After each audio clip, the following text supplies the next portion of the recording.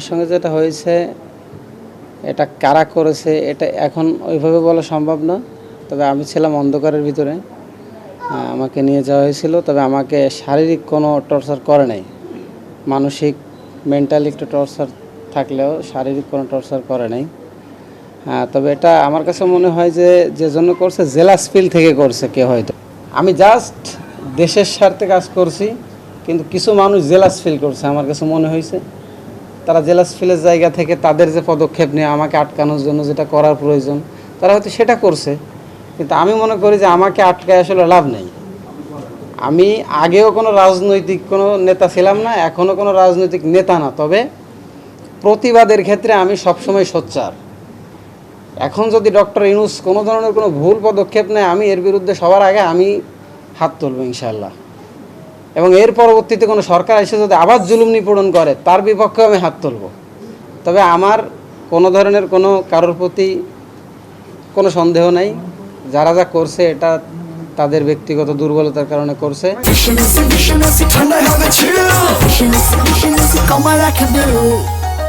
দিনাবাদ সুলতান আহমেদ জামে মসজিদে ফজরের আজান দিতে যায়, মসজিদের সিঁড়ির সামনেও ফেলানো ছিল।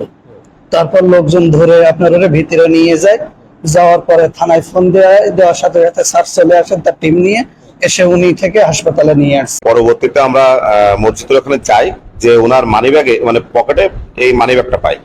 মানিব্যাগের ভিতরে ওনার ID card, college ID card এবং ওনার ন্যাশনাল আইডি কার্ড পাই। পাওয়ার পরে নাম দেখে বদরুল হাসান নাম দেখে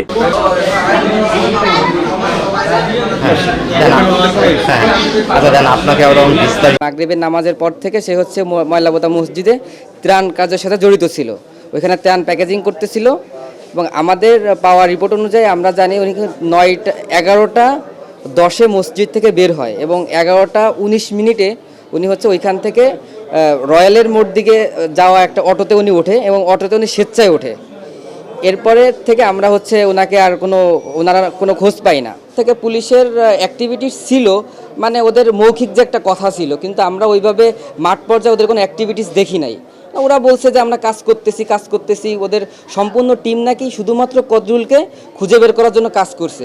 কিন্তু আমার জানা মতে প্রশাসন যদি চাইতো তাইলে 24 ঘন্টার মধ্যে কদরুলকে খুঁজে বের করতে পারতো, কিন্তু প্রশাসন চায় নাই। ওকে চেনে ইমাম সাহেব, চেনার পরে দেখছে কদরুল হাসান। পরে বর্তমানে তো সারা বাংলাদেশের লোকে জানে কদরুল হাসান কয়েকদিন 6 দিন 7 দিন ধরে নিখোঁজ। পরে লবণছড়া থানার ওসি সাহেবকে ফোন দিয়েছে ইমাম সাহেব। ফোন দেওয়ার পরে উনি এসে উদ্ধার করে,